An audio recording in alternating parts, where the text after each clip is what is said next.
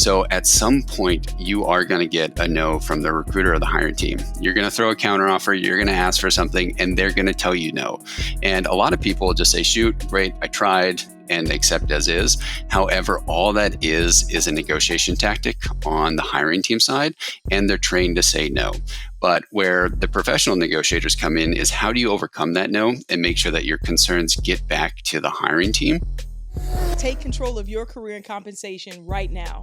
It's your 5-minute career hack. Welcome back to another opportunity to pivot with our new interview series featuring some of the absolute pioneers in pivoting, whether that is in their career, within their company, or in their confidence. Our guest today is doing what I like to call necessary work in the negotiation space. So if you haven't already, hit that follow button or subscribe button and turn on those notifications so you don't miss any of these amazing guests we have planned for you. Also, comment if there's someone special that you want to hear from or an industry-specific guest you would like to see on the podcast next. Now, let's get into it. Our guest today is a guru, and if you have ever wanted to know how to grow your bag, you are in the right spot today. Brandon Bramley is the founder of The Salary Negotiator. He has a background in strategic negotiations from working in many professional negotiation roles at a few large companies, some you may have heard of, like Amazon and American Airlines, where he's not only led multi-million-dollar business-to-business negotiations, but also recruited and hired many career professionals. He has over 10 years of experience in negotiating salaries and currently runs The Salary Negotiator, where he provides professional job offer and salary negotiation coaching to help individuals navigate the job offer negotiation process. Welcome to the podcast, Brandon. How are you today? I'm doing great. Thank you so much for having me here today, Jamila. I'm looking forward to our chat and hoping that I can share some tangible advice with your team so that way they can look at negotiations differently and hopefully help them navigate their negotiations confidently. Awesome. We're excited to have you here. So many people, and I'm sure you know the statistics better than I do, don't negotiate their salaries. But before we jump into that part, I want to hear a little bit about your journey. Let the audience know kind of how you got to this place. Yeah, absolutely. Well, my name is Brandon Bramley, and I'm currently the founder of The Salary Negotiator. So I'm originally from a small town in northern Arizona, but after moving between a few states and a few different roles with different companies, I finally settled up here in Seattle, Washington. So honestly, like most people, I really wasn't sure what I wanted to do about my career path when I was in college. So I ended up interviewing with a ton of different companies. And luckily, I actually ended up landing a few different job offers. And one of the key ones that I wanted was one with American Airlines in their procurement and supply chain department. So the role, I ended up taking it, and the role ended up being amazing. It not only allowed me to go ahead and travel to the world, but it also confirmed my passion for negotiations. So I had the opportunity to lead various types of business negotiations, ranging from everything from like airplane parts and maintenance to software and cloud services. And then I also was able to hire many supply chain professionals. So following that, I stuck with negotiations and was actually recruited by Amazon to go ahead and join their vendor negotiations team, where I oversaw the negotiations for some of their largest apparel brands that sold on Amazon.com. So I ultimately really loved these roles, and I never planned to leave. But after actually launching the Salary Negotiator on the side, it quickly actually grew to be my full-time job, where I ended up actually departing Amazon, and now I dedicate most of my efforts to running the Salary Negotiator full-time. So at the Salary Negotiator, we provide professional coaching for salary and job offer negotiations. And I have personally led hundreds of salary negotiations at companies of all sizes, whether that's a small startup or some of the largest global corporations in the world. So quickly, tell me who your ideal client is. Just curious. Yeah. So honestly, my ideal client is going to be someone that's nearing six figures or above, and is starting to get into more of like a complex compensation structure. So maybe they are used to having a base salary, but now they have a base salary, a bonus, possibly equity, maybe a sign-on bonus on the table. But those are usually our ideal clients to work with one-on-one coaching as it starts to get complex, so we can make sure that they're maximizing their job offers. But at the end of the day, I mean, really, we work with anyone, and all of the strategies that we employ at the Salary Negotiator essentially should work for anyone, regardless of their role type or their industry type. Excellent. So you're helping people get money, right? So you've got to be like the coolest dude in your circle, right? And in this industry, because honestly, when I think about, things that people could do for a living outside of maybe a financial planner or, some type of investor or something like that, you're actually helping people get more money, which is pretty cool. So I just want to commend you and congratulations on being able to transition out of Amazon, which, hey, is a pretty large company, pretty reputable company, but be able to do that in the Pacific Northwest is awesome. So congratulations to you.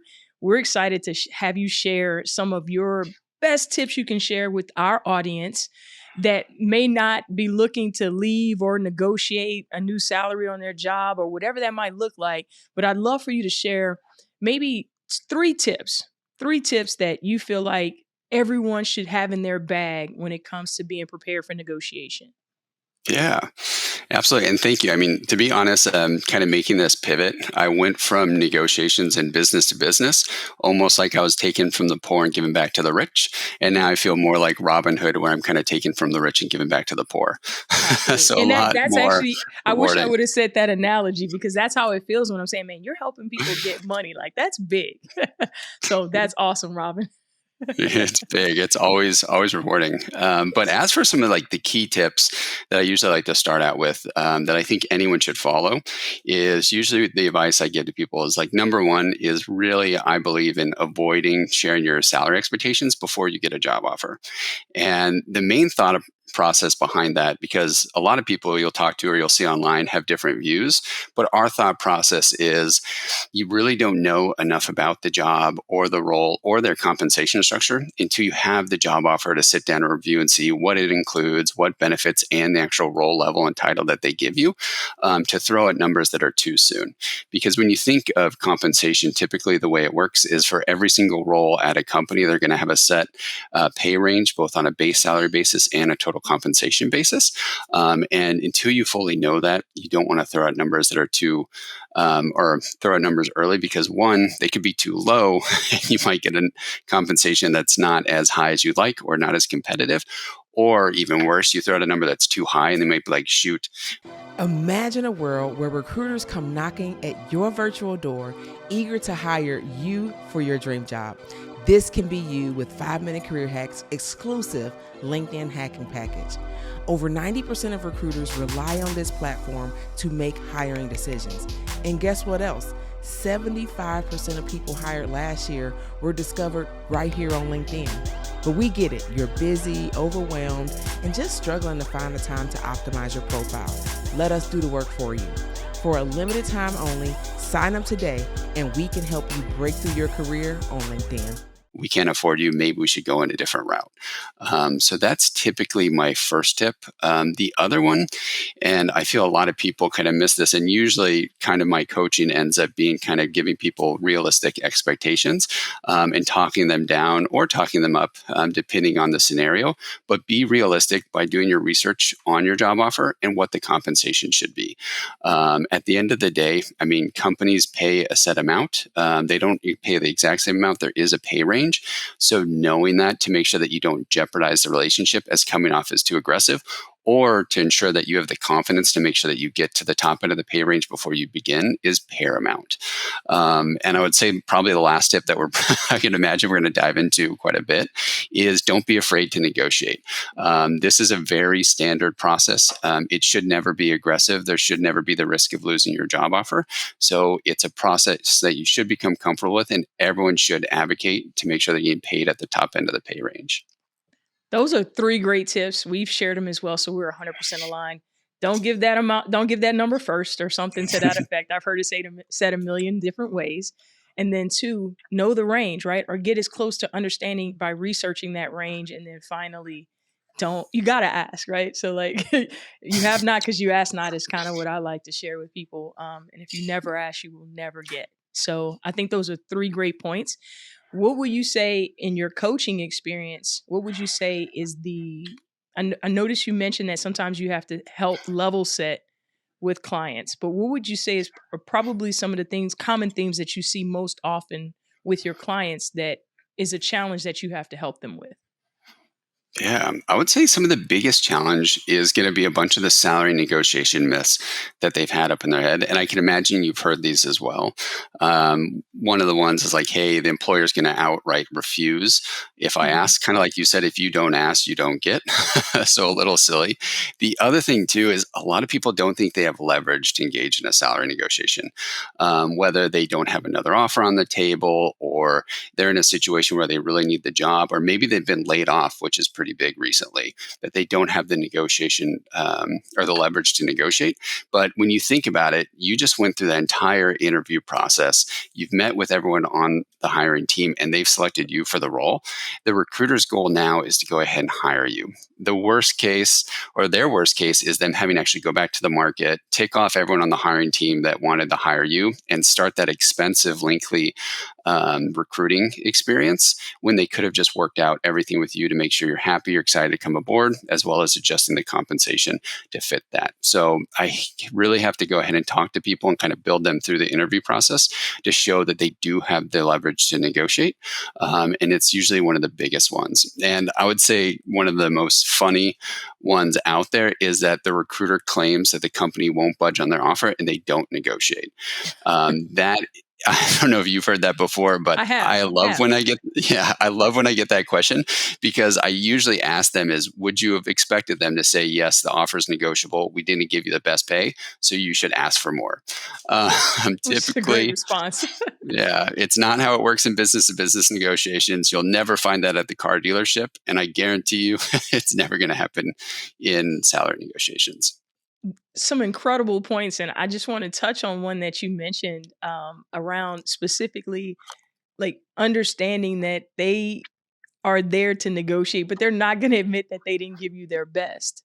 But you hit on the Yeah. layoff portion, and that sounded like something that you're seeing a lot of. So if you can expound upon that and what you're seeing in the industry, or just the job market as a whole.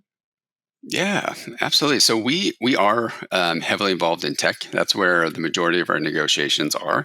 So recently, over the last 8 months or so, we've seen quite a few layoffs with some of the larger companies, mostly, as well as some of the smaller companies. And really, what we've noticed is a lot of new good candidates are getting back pushed out into the market. However, companies are starting to hire again, and all companies are still hiring, especially some of the big companies. We're seeing them come back and scoop up candidates what they can. And the interesting thing is what I've seen is with some of our clients is they are fearful. They're excited to get a job. They want to make sure that they do the right thing. And a lot of people are worried to negotiate still. However, really our success rate in the negotiations on getting people to the top end of the pay range really hasn't changed, and neither have our techniques. It's more so that fearful of what's in the news. This is the market. I don't have leverage anymore. It's not like it was 2 years ago. However, if you go through the strategies, if you build up the leverage, you still do have the ability to negotiate. And at the end of the day, layoffs are normal. It shouldn't be kind of like a bad mark on your record because you lost a job. It's usually bad management with that company. And now your goal is getting in with a company that's better, has better management set up for the future in a role that you can grow with. Yeah, I think it's very interesting how people internalize layoffs, even getting fired for that matter. How we, as human beings, internalize that. I've been Mhm. really doing a lot of digging and research, like around the behavioral psychology of that, because I think it is the key unlock when it comes to not being fearful at the negotiation table. So I think that's an incredible point. And then I'm a huge sports fan. I don't know if you are or not, but I'm a huge sports fan, and I'm watching ESPN lay off what we've considered probably some of the best analysts, sideline reporters, you name it, over the last year as a part of their parent company, Disney's restructuring and trying to, make sure the company thrives in the future.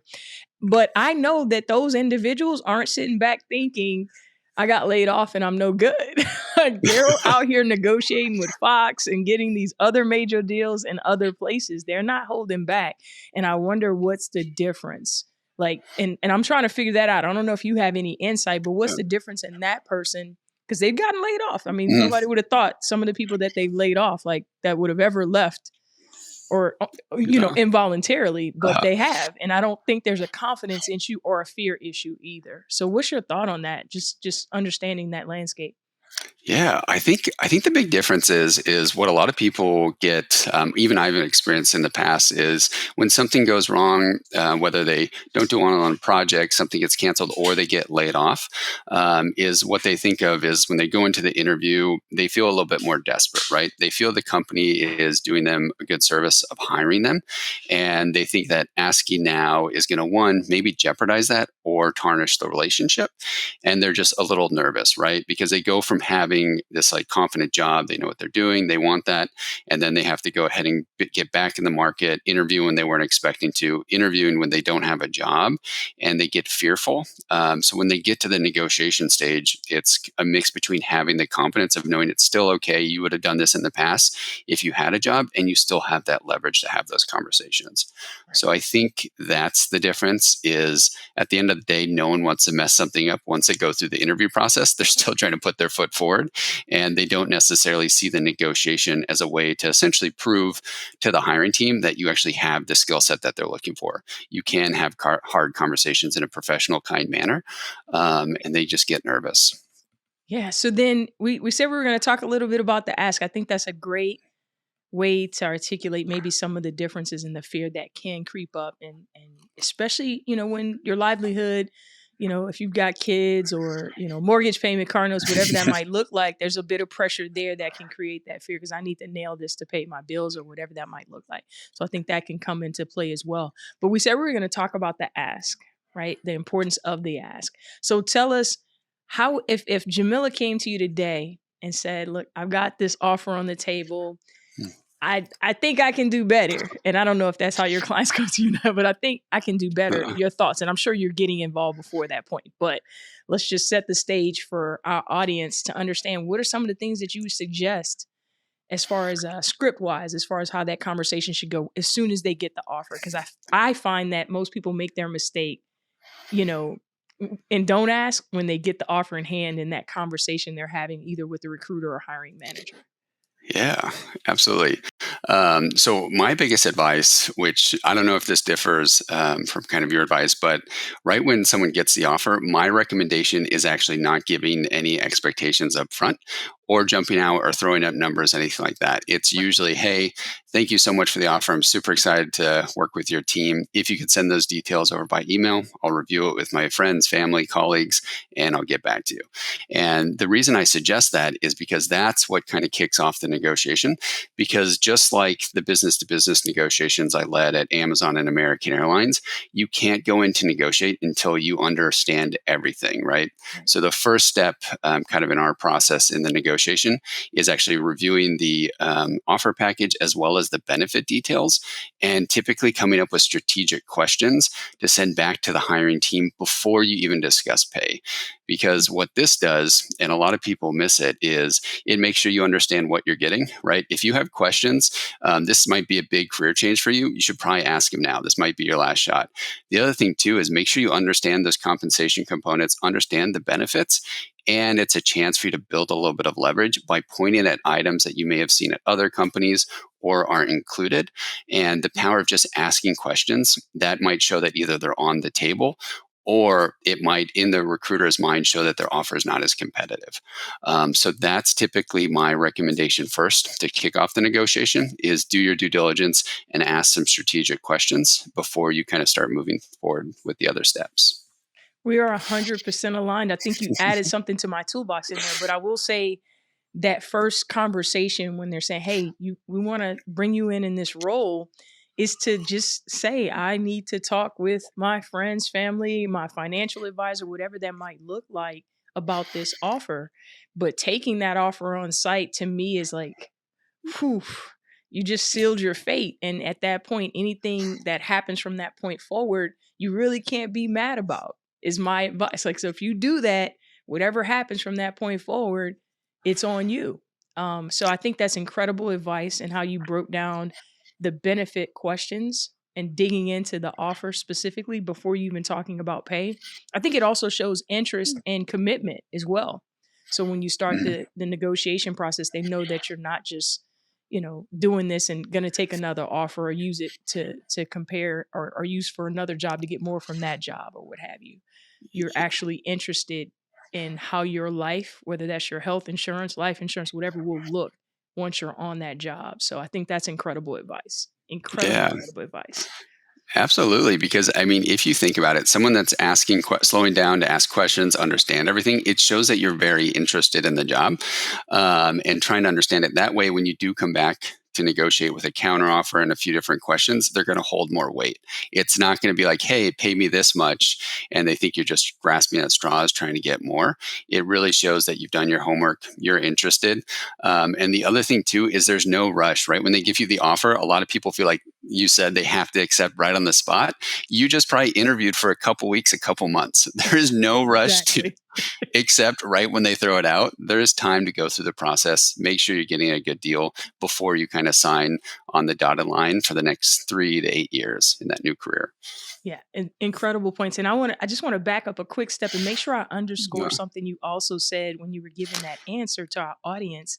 And it is the fact that you can't negotiate without knowing everything or as much information as possible. I didn't want that to fly over their head because you're sitting here talking to a salary negotiation expert and someone that's done a lot in the salary negotiation space. And so we're just talking and vibing, right? But I don't want you to miss that huge point that you can't just go in there blind, right? You don't want that. You want to be able to negotiate from a position of power, and that comes with information. So I just want to make sure I underscored that for our audience. If you're taking notes, definitely write that point down that Brandon just shared because it's a critical point. So with that being said, I want you to share any other things with our audience as we begin to wrap up this incredible interview. You guys got some incredible tips from one of the best in the industry. What other things would you might want to share with our audience around the salary negotiation piece that they may have never heard before? Like that, that thing that makes a salary negotiator special. Yeah, I would say the biggest thing is since I have a background in business to business negotiations, I try to take what I've learned in procurement and sourcing and contract negotiation and essentially apply that to salary negotiations. So, one of the biggest techniques that I used to use on different companies is what I like to call handle objections. So, at some point, you are going to get a no from the recruiter or the hiring team. You're going to throw a counteroffer, you're going to ask for something, and they're going to tell you no. And a lot of people just say, shoot, great, I tried, and accept as is. However, all that is a negotiation tactic on the hiring team side, and they're trained to say no. But where the professional negotiators come in is how do you overcome that no and make sure that your concerns get back to the hiring team? So one of the biggest tips or strategies we use is how to handle objections. So when you encounter a no, it's typically an excuse. So using a technique to actually turn that back on them in a question with the goal to actually have them take your concerns back to the team is really what you need to do. So what I get a lot is people are concerned like, hey, what if they say, they've already said I'm at the max compensation for the role, they've already got their approvals, they can't do anything. At the end of the day, really what that is an excuse or what I would call an objection that you need to handle. And saying something like, hey, you know what, I greatly appreciate, understand where you're coming from, and it's a very generous offer. However, I greatly appreciate you just taking it back to your team for another look before I kind of accept. Do you mind doing that for me and taking it back one last time to see how you can improve the offer? Because when you handle it in an objection way like that and turn the question back on them, and sometimes it does take responding 3 times like that to get them to take it back, 9 times out of 10, they're actually going to go ahead and take it back, review with their team, and come back with a better offer. So I'd say that's one of the biggest tips and one of the strategies that we employ that might differentiate us from others.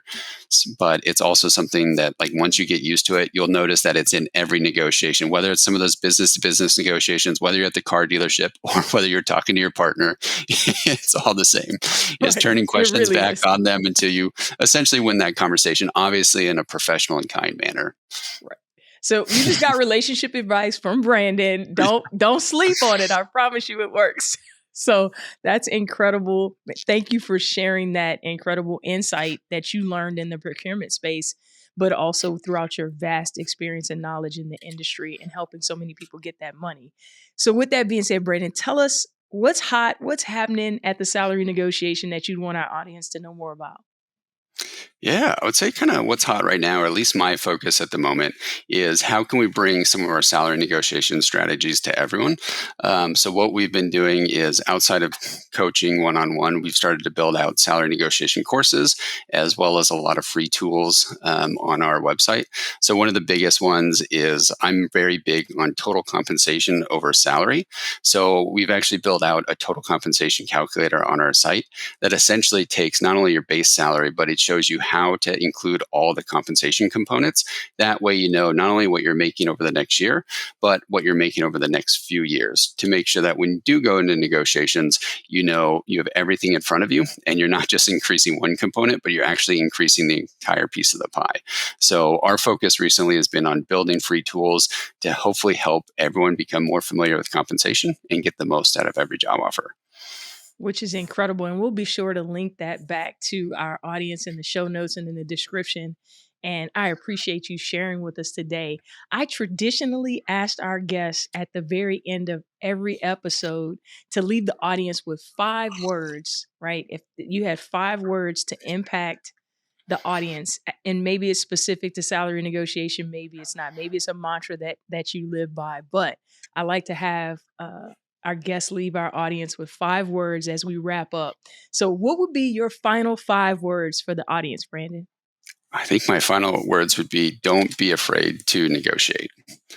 Because at the end of the day, most things are negotiable in life. And at the end of the day, the worst thing that can happen is they say no, but more than likely, you're going to end up getting a better deal before you begin.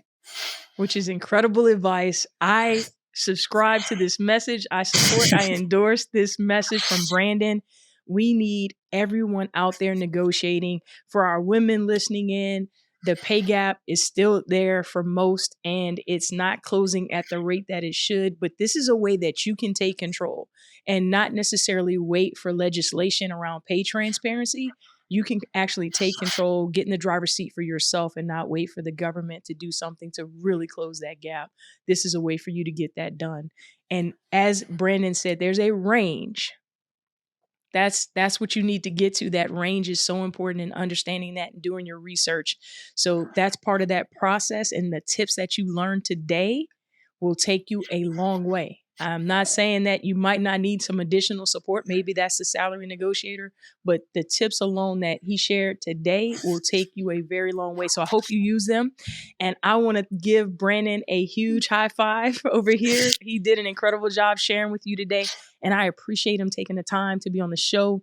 I had about 20 more questions that I could have easily asked him. So I'm going to leave an open invitation for him to come back and join us at a later date so we can dig in even more. But in the meantime, in between time, I hope you enjoyed this episode with Brandon. Be sure to connect with him on LinkedIn. We'll leave that as well in the show notes and description. And don't forget to negotiate, right? Don't forget to negotiate. So thank you, Brandon, so much for joining us. We appreciate you. Thank you. It was a pleasure to be here, and I'm glad I got to talk to your audience. Awesome. Thank you. And until next time, as I always say, hackers, I love you. See you soon. Now, the 5-minute career hack, we call this hacking. Look at you. You just did it. And you don't have to stop here. Take one step every week and ensure that you are pouring into you and getting closer to your career goals. Yep. You see that button down there? Hit subscribe, but don't stop there, because you know what they say, sharing is caring. So take 5 and we'll see you next week.